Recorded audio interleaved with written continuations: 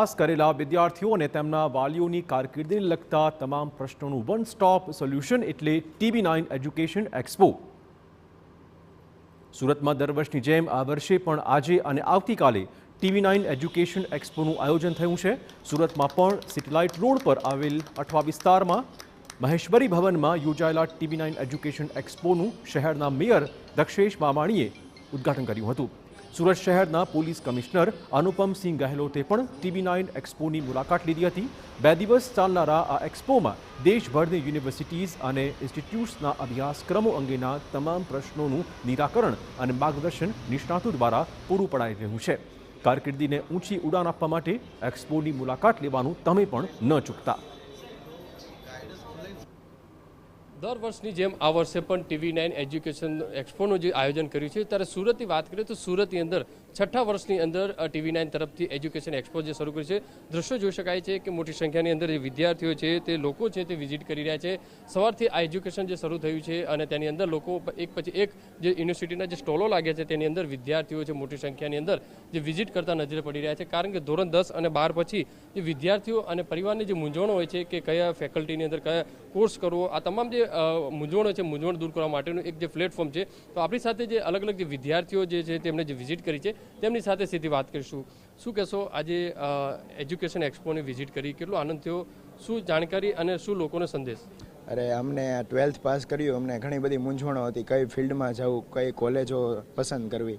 અમે અહીંયા education એક્સપોની visit લીધી અને વિવિધ યુનિવર્સિટીની સાથે વાતચીત કરી અને અમારી મૂંઝવણ હતી તે દૂર થઈ અને કે કઈ રીતે કોર્સ છે બધી અમને વિવિધ માહિતીઓ મળી, જેના કારણે અમને હવે આગળ કઈ રીતે ઓલી ફિલ્ડ પસંદગી કરવી તે અમને હવે સરળતા રહેશે અને તમે પણ વિઝિટ કરો જેનાથી તમારી પણ મૂંઝવણો દૂર થાય। એક વિદ્યાર્થીઓને મૂંઝવણો કે ધોરણ 10 અને 12 પછી કે કઈ ફેકલ્ટીમાં જવું, કઈ યુનિવર્સિટીની અંદર જવું, તો એક TB9 તરફથી એક આ જે પ્લેટફોર્મ ઊભું કર્યું છે, કેટલો જાણકારી મળી, શું કેવું છે લોકોને? મારે તે ઘણું કન્ફ્યુઝન હતું કઈ લાઈન લેવી, કેમાં જવું। તે અહીંયા આવ્યા એટલે ઘણી યુનિવર્સિટીની મુલાકાત લીધી એટલે ઘણું કન્ફ્યુઝન દૂર થયું અને અમને થયું કે આ લાઈન લેવી છે એમ। વિદ્યાર્થીઓને શું સંદેશો? વિદ્યાર્થીઓને સંદેશો કે અવશ્ય અહીંયા મુલાકાત એકવાર જરૂર કરજો। બીજા કેટલાક વિદ્યાર્થીઓ તેમની સાથે વાત કરી, શું કહેશો, વિદ્યાર્થીઓ એક પછી એક આવી રહ્યા વિઝિટ કરી છે, લોકોને મૂંઝવણો છે, કેવી રીતે દૂર કરશો?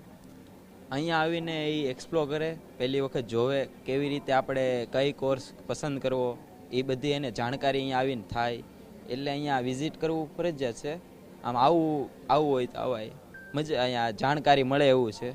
આપણે કઈ કોલેજ પસંદ કરવી, કેવી કઈ ફેકલ્ટી લેવી એ બધી જાણકારી અહીંયા મળી કેવી છે। તમે અહીંયા વિઝિટ કરી, તમને શું જાણવા મળ્યું, શું કેવું છે, કઈ રીતનો માહોલ છે, અનુભવ કઈ રીતનો રહ્યો? કોર્સ કયા સિલેક્ટ કરવા એ રીતેની અને કઈ કોલેજ છે તેના અંદરની ડિટેલ્સ કેવી છે અને એટલે કોલેજ કેવી છે, કેવી આપણે પ્રોવાઈડ કરે છે એજ્યુકેશન, એ લોકોની માહિતી આપણને અહીં આવીને મળી શકે છે। શું કહેશો, તમે વિઝિટ કરી કેવું લાગ્યું તમને? પહેલાં પ્રથમ તો મને કંઈ ખબર નહોતી 12 પછી કયા કોર્સ આવે છે, એટલે હું આવ્યો પણ જાણવા મળ્યું આ આટલી યુનિવર્સિટી છે મોટી અને આટલા કોર્સ છે તો અમને બધી ખબર પડી અને પછી આ લેવાય કે ન લેવાય। તો હું તો કાંઈ અવશ્ય બધા વિદ્યાર્થીઓને એકવાર વિઝિટ કરાય અને જણાય, તમને બધું કહે છે આવી રીતના છે તેમ, એટલે સારું છે, મતલબ અવાય કે મને બધી ખબર પડી અત્યારે કયો મારે કોર્સ લેવો નહીં। જે રીતે વિદ્યાર્થીઓની અંદર એક ખુશીનો માહોલ છે તે જોવા મળી રહ્યો છે, કારણ કે એક જ પ્લેટફોર્મ પર અલગ અલગ યુનિવર્સિટીના જે કેમ્પસોની અંદર જે વિઝિટ લેવી હોય તો જે રીતે અહીંયા આવશ્યક વિદ્યાર્થીઓ છે તે જોવા મળી રહ્યા છે। ત્યારે ધોરણ 10 અને 12 પછી જે વિદ્યાર્થીઓ જેને મૂંઝવણો છે તે આ પ્લેટફોર્મ પરથી દૂર થઈ શકે છે। કેમેરામેન સંજય ચંડલ સાથે બલદુ સુથાર, TV।